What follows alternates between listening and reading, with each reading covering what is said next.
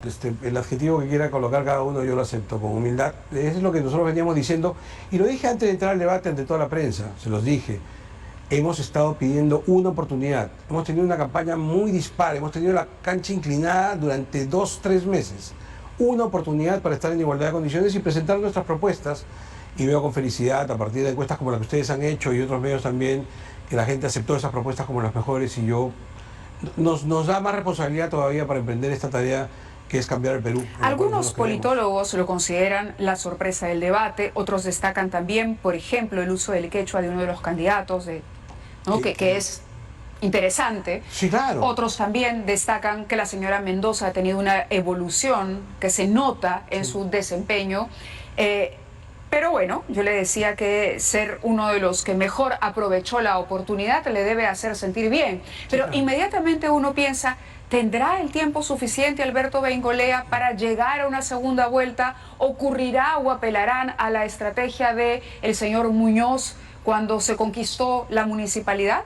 Pero no es solamente la estrategia del señor Muñoz, es la historia electoral peruana, Mávila. Tú vete a 30 años atrás y recuerda las encuestas 15 días antes de las elecciones de 1990. Vargas Llosa 48%, Fujimori no aparecía. ¿Quién ganó esas elecciones? Y así podemos seguir recurriendo. Tú haces la cita correcta hace 2 años. El alcalde Muñoz 15 días antes tenía 2%.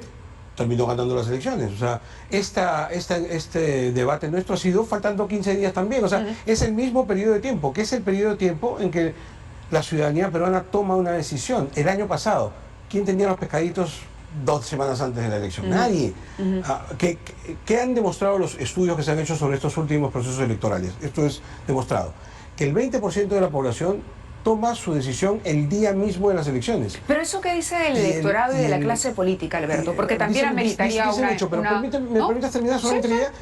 El 20% toma su decisión el mismo día y el 22% una semana antes. Es decir, 13 días antes es un montón de tiempo. Hay cerca de un 40% que todavía está en definiciones del voto, así que claro que alcanza el tiempo y demás. La historia electoral peruana así lo atestigua. Claro. Ahora, es interesante lo que usted dice y en efecto hay muchos electores, hay la cantidad de indecisos, elección tras elección aumenta y el voto se decide en un muy breve plazo antes del día de las elecciones. Sí. Eso demostraría que los partidos históricos no pueden mantener a lo largo del tiempo a sus militantes, porque un militante convencido de una apuesta política, ¿no? Internalizado, con una lealtad clara hacia su partido, no tendría por qué esperar hacia el final. La pregunta apunta a, ¿no es el PPC hoy parte de una clase política en extinción? No, es parte de un momento político del país gravemente dañado, en crisis indiscutible. No los partidos políticos tradicionales, me parece que dijiste, los no tradicionales también. ¿Cuál es la agrupación política con mayor que historia, tenga ese le digo, para no hablar de tradicional o no tradicional, que se prestan a otras excepciones? Pero a mí no me afecta el decir tenemos una tradición, porque somos herederos de una historia, porque somos herederos de Bedoya y de un pensamiento social cristiano que es anterior inclusive a todos nosotros. Yo no estaba en este mundo y tú tampoco, y ya existía este pensamiento. Y nos va a sobrevivir a todos. Pero así que eso no me afecta, pero lo que te quiero decir es, hay una crisis política muy severa, indiscutiblemente, en la que estamos todos. Y que tiene, por ejemplo, como una exposición clara el que hoy sean 17 candidatos presidenciales. Eso atestigua pues la ligereza de la política peruana, ¿no es cierto? Y la dispersión del voto es parte también de este problema. Dicho sea de paso, siempre hemos tenido, en realidad, cuando uno revisa y retrocede, yo recuerdo a los años del colegio, somos más o menos de la misma generación, cuando uno se aprendía los símbolos de los partidos, y era una larga lista y era un reto aprenderte el símbolo de todos los partidos que postulaban. Qué rica clase, pero interesante, no era una clase. Era un divertimento entre estudiantes de los años 80. Pero en cualquier caso siempre había este grupo de 3 o 4 partidos que eran los que... Los sólidos. Así es, los sólidos que tenían el electorado mayor y le dejaban nada más unos pequeños ripios a estas nuevas voces un tanto solitarias, ¿no? O antiguas, ¿no? Porque acuérdate que esto viene desde una formación política, en fin, no quiero aburrir al elector, que venía de la izquierda, que se hacían muchos partiditos, entonces terminaban siendo un montón de partiditos, se dispersaban, un montón de partiditos. Esa es la historia de los 80, es verdad. Yo soy un poquito anterior a ti en todo caso, pero ya. Sí. Sí, ya en los 80, yo dejé el colegio en el 81.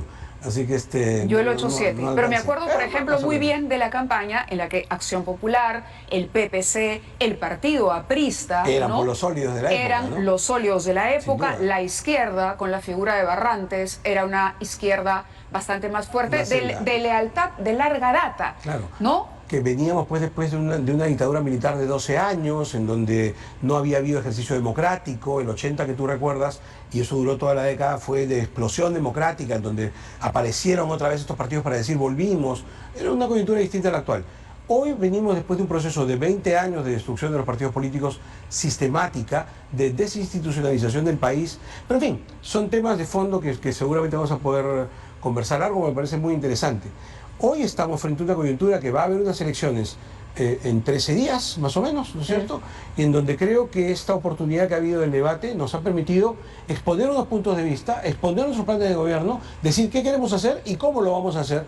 Y creo que eso ha sido bien valorado por el electorado y yo me siento feliz. Mira, después de esta intervención he estado en las calles. ¿Y cuál es mi testimonio? Con felicidad, con humildad, pero sobre todo con responsabilidad.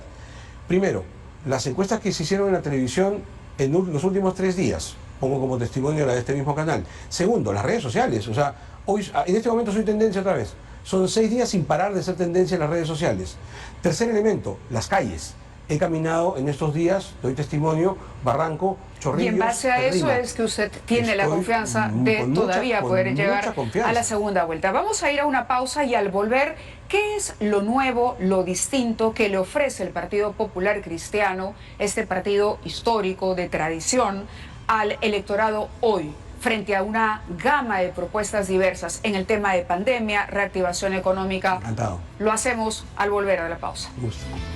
Muy bien, en un momento de crisis, sin duda las elecciones son muy importantes. Vamos a elegir presidente, vamos a elegir nuevos congresistas cuando estamos viviendo el segundo año de una pandemia que nos ha sumergido en una crisis económica y una crisis sanitaria sin precedentes. Por lo menos los que estamos vivos en este momento no recordamos una situación de esta magnitud en la que no hayamos podido salir de viaje o caminar libremente por las calles sin preocuparnos de llevar una mascarilla.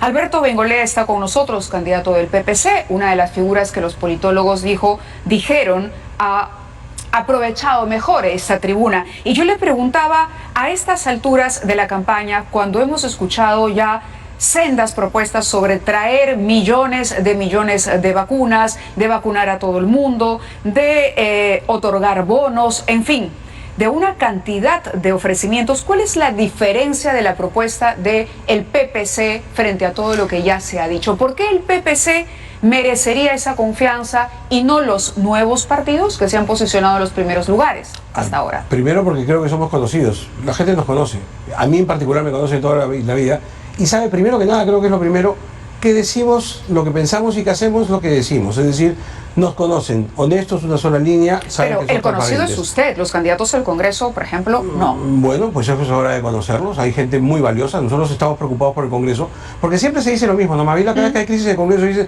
pero ¿cómo puede estar ese señor en el Congreso que no tiene ni estudios?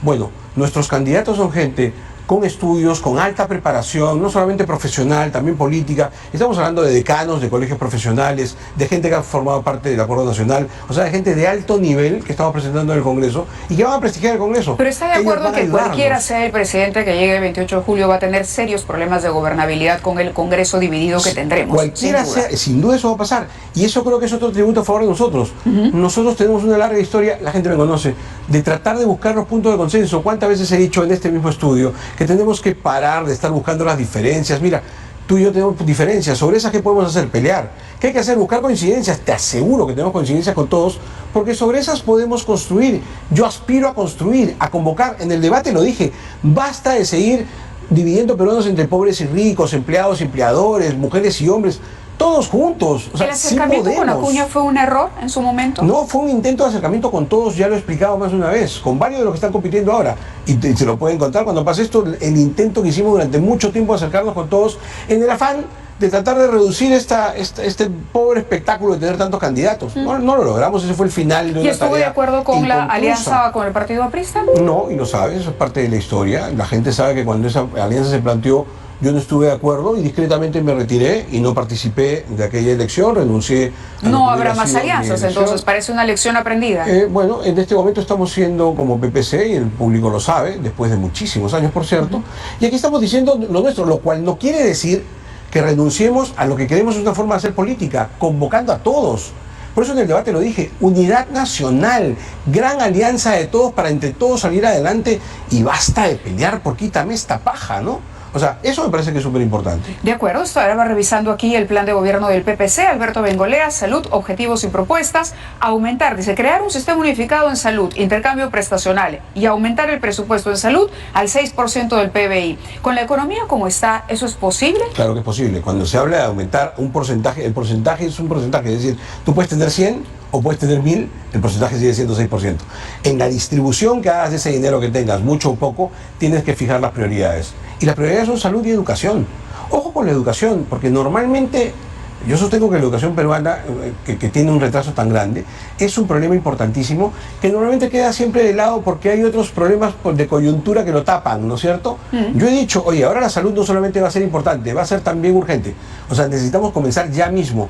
Acuérdate que fueron nuestros congresistas en el año 2004 los que plantearon por primera vez en un debate parlamentario que había que elevar ese presupuesto al 6%. Se nos dijo en aquel entonces la mayoría toledista e izquierdista que no se podía porque era muy difícil y se dijo que se haría poco a poco. Y el Acuerdo Nacional dijo que se aumentaría 0.25 al año. Mira cuántos años han pasado y seguimos en 3 puntos y algo. No, pues, eso tiene que ser drástico, es una decisión política, eso es voluntad política, no hay otra. Voluntad política que significa, subimos acá y recortamos de aquí y de allá para llegar a eso.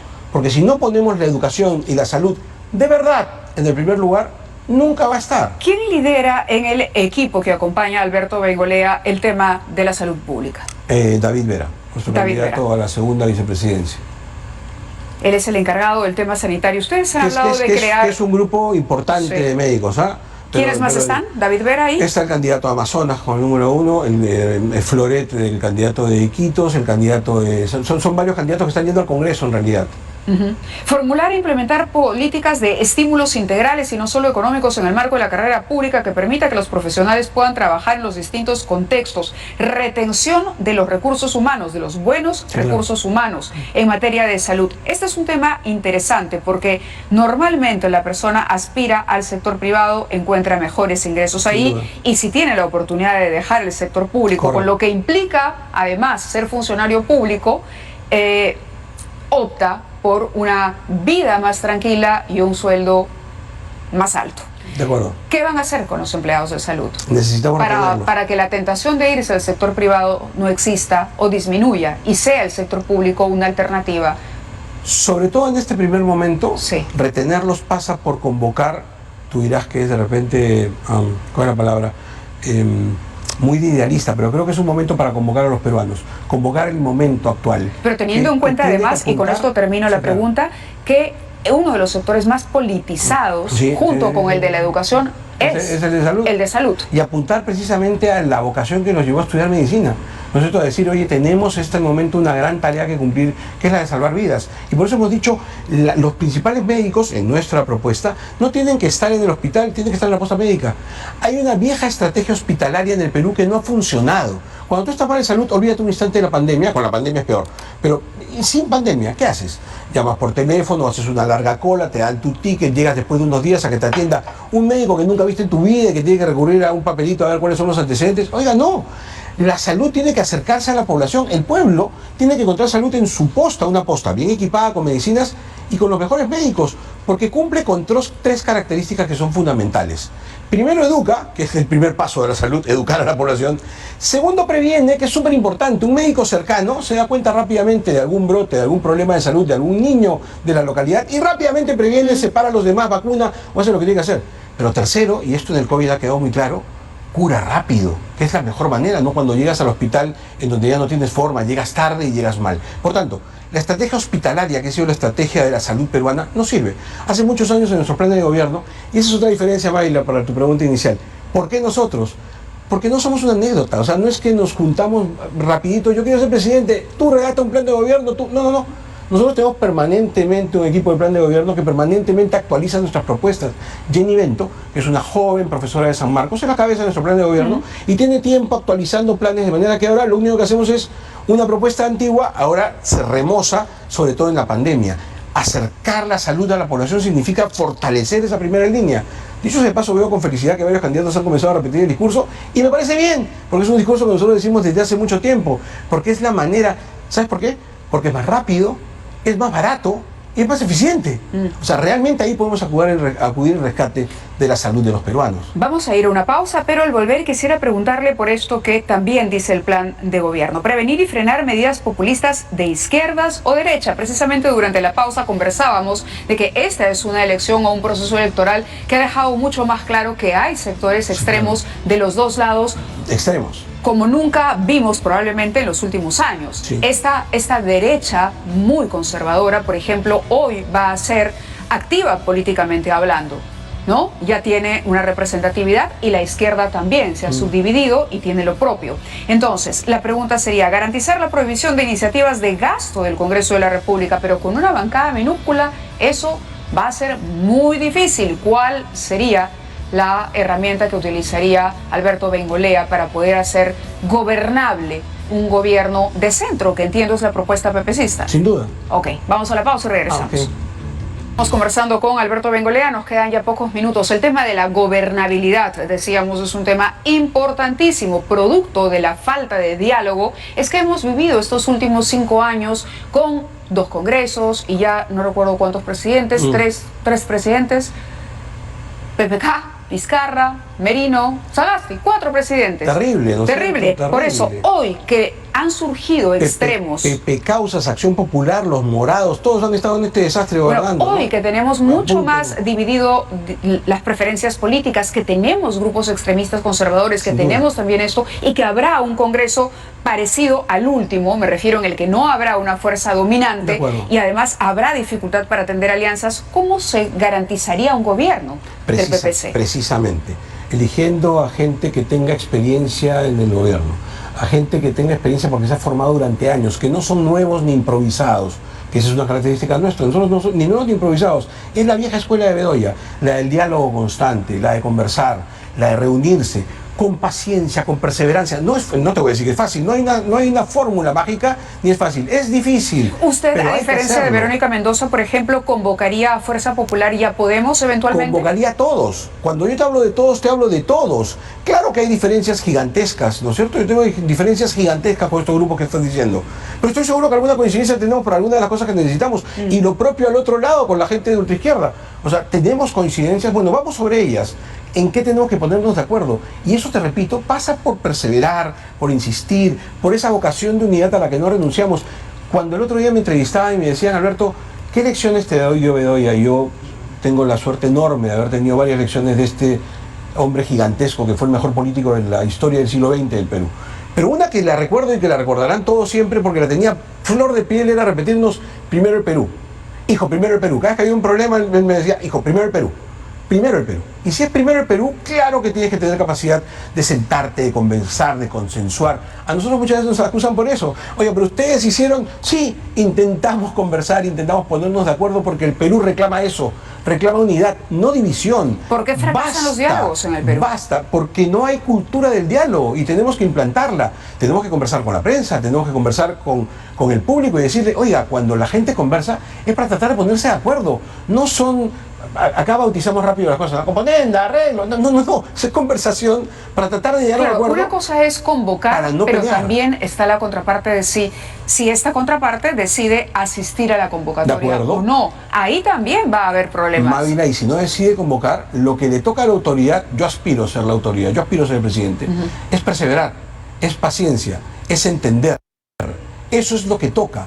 Si yo me pongo a pelear, no llegamos a ninguna parte. Hay alguien que lo rechaza, insistiremos, con paciencia, con perseverancia, porque el Perú está primero.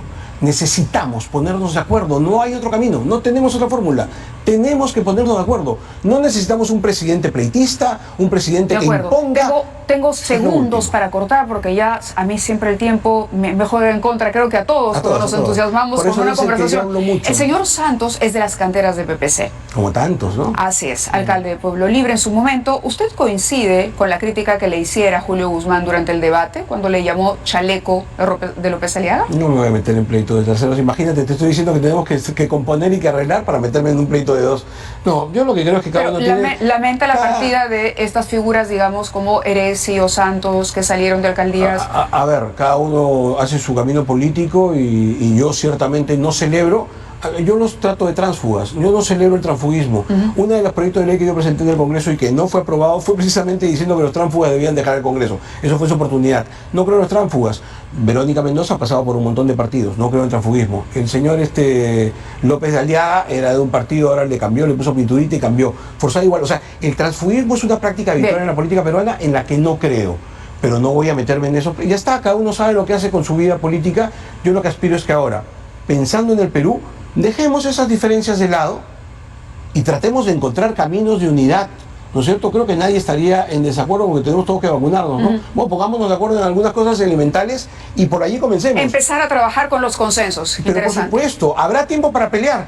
Siempre hay tiempo para pelear, pero no es ahora. Pero empecemos con los temas en los que todos estamos de acuerdo. Comencemos por ahí porque este es el momento de sacar adelante el Perú. El Perú primero, todos de acuerdo primero. Después nos pelearemos lo que quieran, pero ahora, por Dios, pensemos en el Perú. De acuerdo. Basta de pleitos. Ahora sí se nos acabó el tiempo. Muchas gracias. Muchísimas gracias por estar con nosotros esta noche. Suerte en lo que queda de la campaña y veremos cómo marchan los tiempos. Para la segunda vuelta conversamos.